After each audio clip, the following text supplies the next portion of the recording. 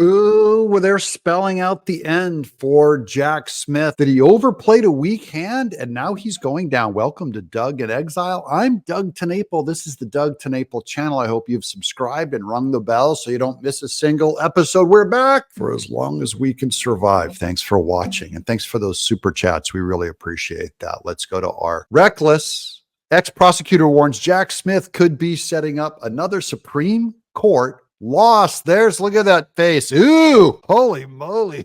Face only a mother could love. Special counsel Jack Smith might be taking a reckless move with the federal elections conspiracy case against former President Donald Trump, wrote former federal prosecutor Eiley Honig for the New York Magazine's Intelligencer over the weekend.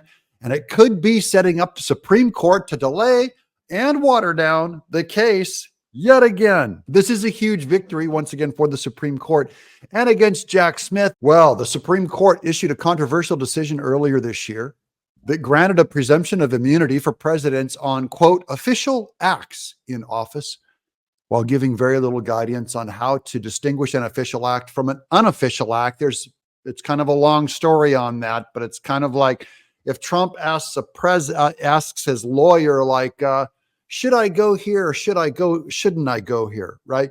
You never know if that's an official act or not. But then the lawyer could say, no, don't go there because that's where they're voting. And then that would become an official act. So it's hard to tell what is an official act and what isn't until you actually perform it. That's kind of the problem with Jack Smith being overly trying to include too many things as an official act. It still constrains the president more than our Constitution envisioned it. Smith responded by filing a superseding indictment that removed all the evidence involving Trump's efforts to direct the Justice Department to overturn the election, something that would be unprovable under the court's opinion, while retaining Trump's alleged improper efforts to pressure state officials, something the president clearly has no power to do. Where Smith is pushing it, Honig warned, is that he has largely left in efforts to pressure Vice President Mike Pence to block the certification of electoral votes, something that he would now be responsible for proving was not an official act. Because as soon as it became an official act, Trump would have immunity for it as president. Even if Judge Chutkan does agree with Smith that the Pence allegations can remain in the case, Trump gets to appeal that determination before trial. So the Pence question, among others, will likely end up right back at the Supreme Court, wrote Honig. And the Supreme Court already has reversed Chutkan once in her finding that there's no presidential immunity at all.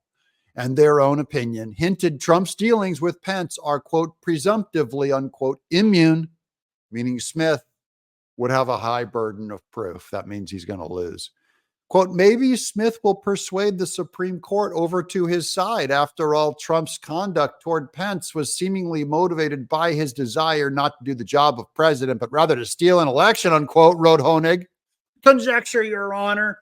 This is going to get smoked. By the way, they think that Jack Smith is going to convince the Supreme Court. Jack Smith is overturned more than anybody. He has no respect with the Supreme Court. That's what's so funny about it. This potentially sets up the Supreme Court to once again intervene in the case, delaying it even longer at the moment when it already cannot take place before the election, and narrowing its scope even further. So more bad news for Smith. And Smith, noted Honig, actually has a history of losing cases through overreach. Yes, they agree with right here with Doug in Exile. Having supervised corruption cases against former Virginia Governor Bob McDonnell and New Jersey Senator Bob Menendez that were ultimately overturned or thrown out, respectively, because Jack Smith is no friend of the Supreme Court or the Constitution. The upshot, however, he concluded, is that Smith has seemingly decided that if he's going to go down on the January 6th case, listen to this, guys, he'll go down hard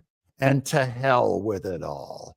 Don't be surprised if in the end, Smith's defiant approach seals his own demise. And we're looking forward to that demise.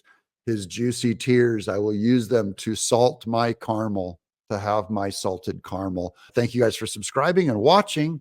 Of course, celebrate with your victories below. Are you still on board Team Trump? Let us know down in the comments below. I'm Doug in Exile.